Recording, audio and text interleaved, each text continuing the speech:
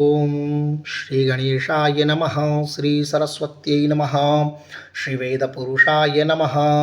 गणनाथ सरस्वतीं रविशुक्रबृहस्पतिं पंचैतान् संस्मरे नित्यं वेदवाणीं प्रवर्तयेत्। ओम हरिः ओम।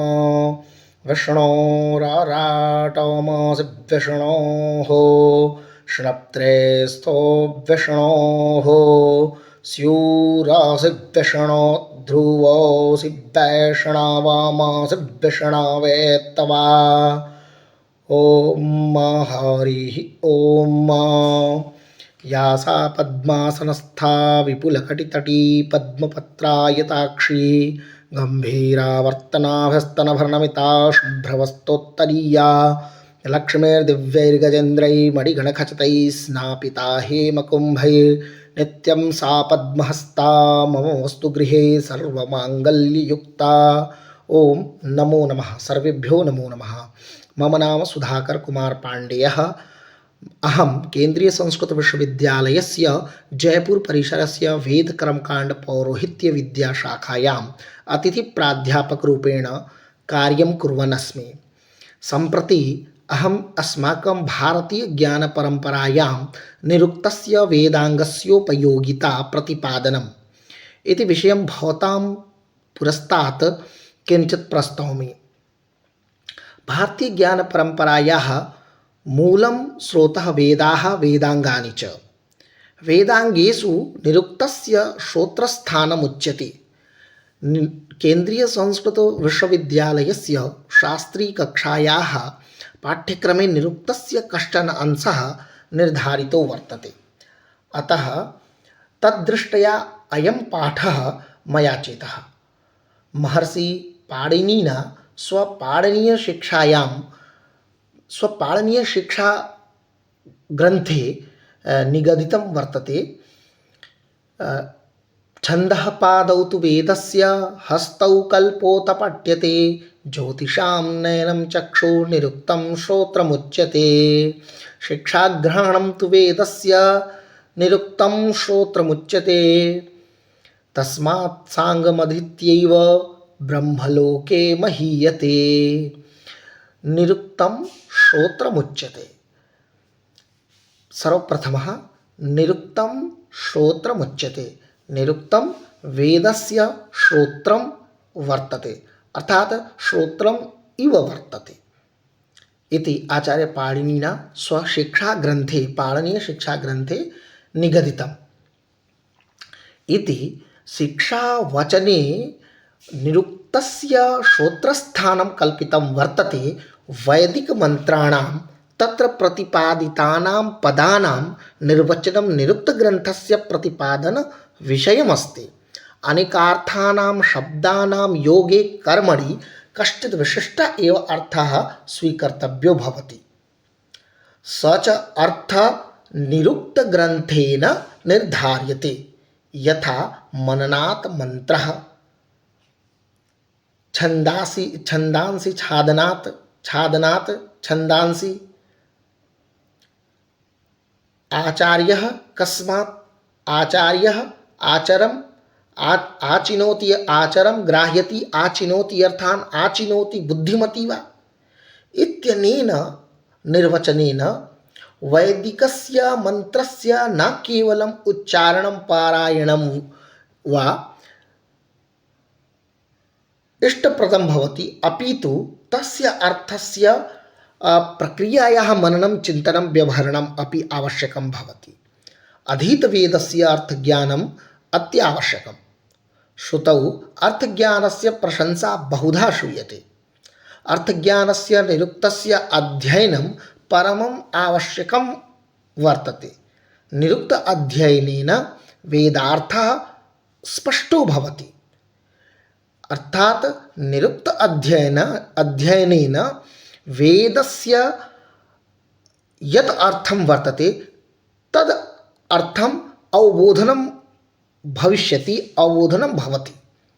वैदिककोशस्य निघण्टु इति वैदिककोशस्य भाष्यरूपमस्ति।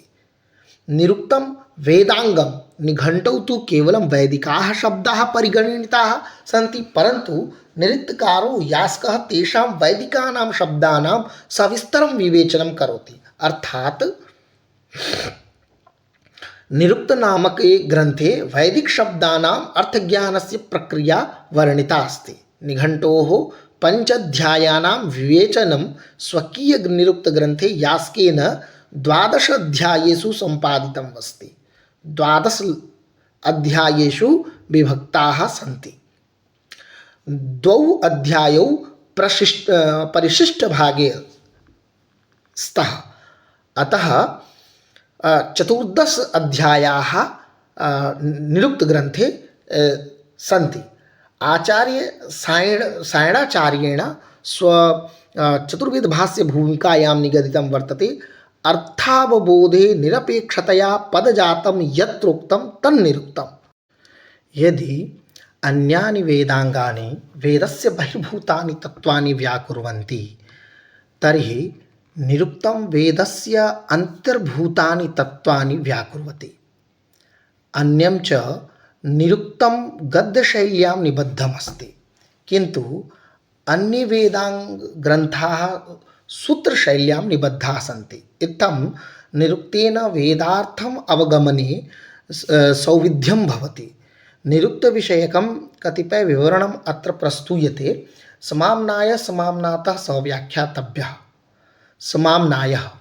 समाम्नायः गोशब्दप्रभृत्य देवपत्नीशब्दपर्यन्त शब्दसमुदायः समाम्नायः।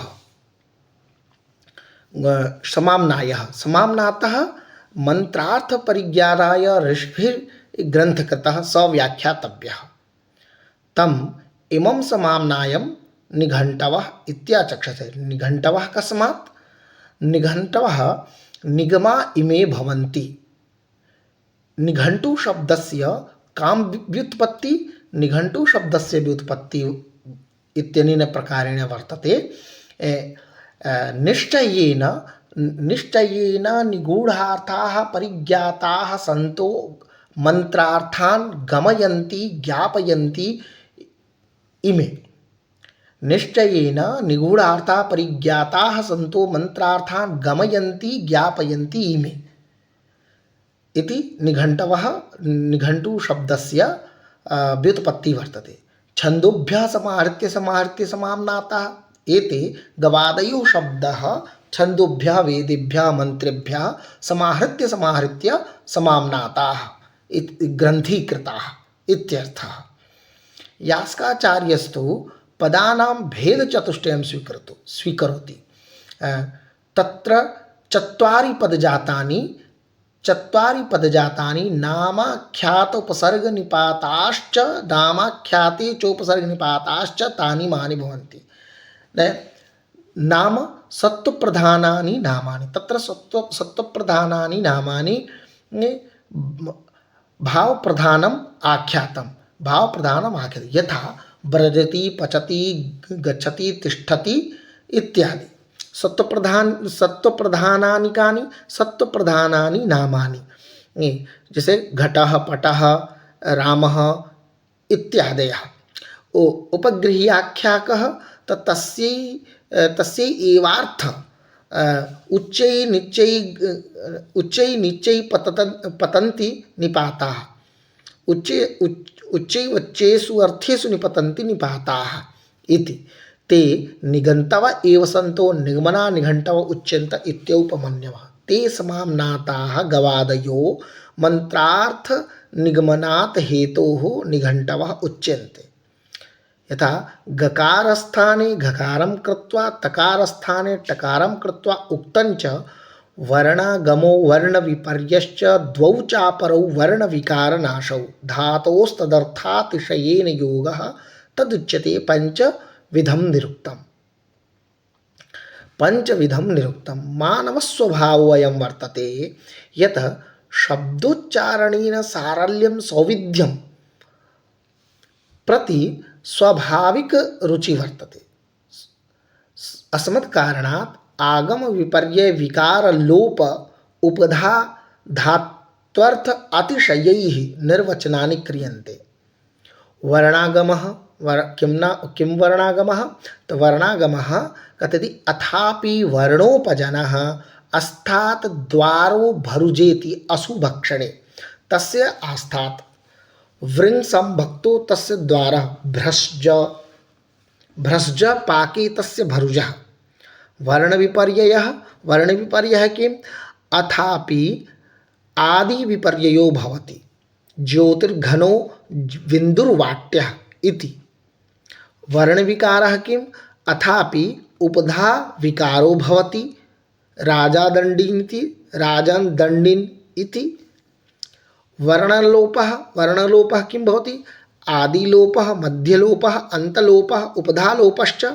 वर्णलोपो द्विवर्णलोपो बहुधा लोपो भवन्ति वर्णलोपः। अतः एते वर्णलोपाः। धात्वर्थ अतिशयः धात्वर्थातिशयेन धात्वर्थपरिवर्तनेनापि निर्वचनं सम्पादितं भवति। यथा दम उपशमे तस्य भाषायां दमयति, दमयति, दाम्यति, दान्तः इत्येवामादि प्रयोगः भवति। छन्दांसि पुनः दमुना अग्निरुच्यते। निर्वचनं गौः गौ शब्दस्य निर्वचनं गौरिति पृथिव्याः नामधेयं यद् दूरङ्गता भवति यच्चास्यां भूतानि गच्छन्ति गातेर्विकारो नामकरणः। अर्थात यदीयं दूरम अध्वानं प्रति गता भवति न यस्याः अन्तः उपलभ्यते यस्मात् अस्यां भूतानि गच्छन्ति आधारभूतायां गातेर्वा गाङ्गति इत्येतस्य धातोः उकारो नामकरणः प्रत्ययः। अथ पशुनामधेयं भवत्यस्मा आचार्यः आचरं ग्राह्यति आचिनोति अर्थान आचिनोति बुद्धिमती वा। वीरशब्दस्य किं निर्वचनं? वीरयति अमित्रान् वेतेर्वा स्यात् गतिकर्मणः वीरयतेर्वा। हृदो ह्रादते शब्दकर्मणः ह्रादतेर्वा स्याद् क्षितिभावकर्मणः। समुद्र शब्दस्य किं निर्वचनं? समुद्रवन्त्यस्मादापः समभिद्रवन्ते मापः सम्मोदन्तेस्मिन् भूतानि समुदको भवति समुन्नति इति वा। वृत्रो वृणोतेर्वा वर्ततेर्वा वर्धतेर्वा। यद् वृणोते तद् वृत्तस्य वृत्रत्वं यद् वर्तत तत्र वृत्रस्य वृत्रत्वं यद् वृत्रस्य वृत्रत्वम्। अश्वशब्दस्य किं निर्वचनं? अश्नुते ध्वानं महाशनो भवति इति वा। अग्नि बहु दिव्यं वर्तते। अग्नि शब्दस्य किं भवति? तो अग्निः अग्रणी भवति। अग्रम यज्ञेषु प्रणीयते अंगम नयति सन्ममानः। अग्निः स्थौलाष्ठिवी न नोपयति न स्नेहयति। जातवेदसः जातानि वेद जातानि वैनं विदुः। जातवेद जातविद्ये जातविद्ये इति वा। जातवित्तो वा जातधनः जातविद्यो वा जातप्रज्ञानः। यज्जातः पशून् विन्दत इति तज्जातवेदसो जातवेदस्त्वं। वैश्वानरस्य किं भवति? विश्वान् नरान् नयति विश्वः एनं नरा नयन्ति इति वा अपि वा विश्वानरः एव स्यात्। सर्वप्रामुख्यं निघण्टुः शब्दस्य किं भवति? ते निगमना निघण्टव एव सन्तो निगमना उच्यन्त इत्योपमन्यवः। अपि वा आहरणादेव स्युः समाहता भवन्ति यद्वा समाहर्ता भवन्ति। पदानां निर्वचन विषये यास्काचार्यस्तु स्वच्छंद प्रवृत्तिशीलः दृश्यते। स्वच्छंद रूपेण निर्वचनं क्रियते। तस्य मतेन येन केन प्रकारेण निर्वचनम् अवश्यमेव भवेत्। व्याकरणम् अनुसृत्य अथवा व्याकरणम् उपेक्ष्य। यथोक्तं नत्वेव न निर्ब्रूयात् न संस्कारमाद्रियेत् विषयवत्यो हि वृत्तयो भवन्ति यथार्थं विभक्तिः सन्नमयेत्। आचार्य यास्केन स्वमतस्य प्रतिपादितं कि यथा येन केन प्रकारेण मन्त्रस्य निर्वचनं भवति अथवा अर्थम् अनुसृत्य अथवा अर्थम् अनुसृत्य वेदस्य व्याख्यां कुर्वन्ति इति। ओम शम।